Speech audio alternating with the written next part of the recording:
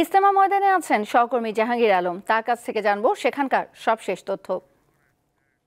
জাহাঙ্গীর, বাদ মাগরিব তো আমবয়ান শুরু হবে, সেখানে প্রস্তুতি কি সব শেষ হয়েছে?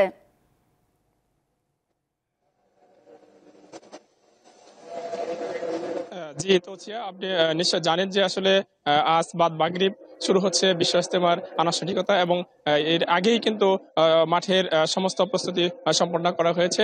আমরা দেখতে পেয়েছি বিভিন্ন স্থানে পুলিশের ওয়াচ টাওয়ার বসানো হয়েছে, র্যাবের ওয়াচ টাওয়ার বসানো হয়েছে এবং সিসিটিভি ফুটেজ বসানো হয়েছে এবং কহরদরিয়া খ্যাত তুরাগ নদীর মধ্যে আসলে বিআরডব্লিউটি এবং সেনাবাহিনীর ৮টি প্লন্টন বসিয়েছেন, যেখান দিয়ে সহজেই ঢাকা থেকে তুরাগ নদী পার হয়ে আসলে ইজতেমা ময়দানে মুসল্লিরা অবস্থান করতে পারবে এবং যাতায়াত করতে পারবে। এছাড়া আমরা দেখেছি বিভিন্ন যে টয়লেট বিল্ডিং রয়েছে ইজতেমা ময়দানের চতুর্পাশে, সবখানে কিন্তু ওয়াচ টাওয়ারের পাশাপাশি পুলিশ অবস্থান করছে নিরাপত্তার জন্য, যাতে মুসল্লিদের মধ্যে কোনো ধরনের সমস্যা সৃষ্টি না হয়। এবং আমরা দেখতে পেয়েছি পাশাপাশি কিন্তু প্রত্যেকটা গেটে মুসল্লিরা রয়েছে তাদের নিরাপত্তার জন্য, যাতে মুসল্লিদের মধ্যে কোনো ধরনের বিশৃঙ্খলা সৃষ্টি না হয়, অন্যথায় কেউ যেন ঘোরাফেরা করতে না পারে।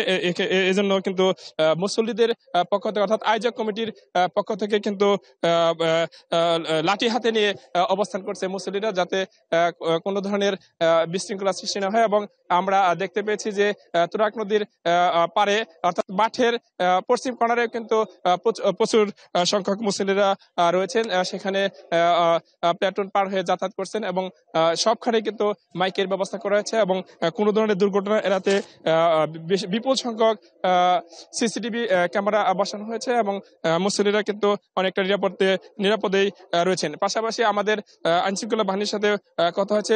গাজীপুর মেট্রোপলিটন পুলিশের কমিশনার আমাদের জানিয়েছেন যে তারা 7,000-এর বেশি সংখ্যক পুলিশ সদস্য শুধুমাত্র গাজীপুর মেট্রোপলিটন পুলিশের পক্ষ থেকে নিরাপত্তার দায়িত্ব রয়েছে। পাশাপাশি রয়েছে র্যাব, আনসার সদস্য এবং ঢাকা মেট্রোপলিটন পুলিশের পক্ষ থেকেও কিন্তু বিপুল সংখ্যক পুলিশ সদস্য দায়িত্ব পালন করছে এবং প্রতিটি ক্ষেত্রায় কিন্তু রয়েছে আয়োজক কমিটির নিরাপত্তা ব্যবস্থা। অর্থাৎ এবছর যাতে কোনো ধরনের বিশৃঙ্খলা না হতে পারে, এজন্য আসলে আয়োজক কমিটি থেকে কঠোর অবস্থানে রয়েছে এবং আইনশৃঙ্খলা বাহিনীর পক্ষ থেকে কঠোর অবস্থানে রয়েছে। তবে 58তম এই বিশ্ব ইজতেমা কিন্তু প্রথম পর্ব এবছর 2 ধাপে অনুষ্ঠিত হচ্ছে এবং 2 ধাপে অনুষ্ঠিত হচ্ছে।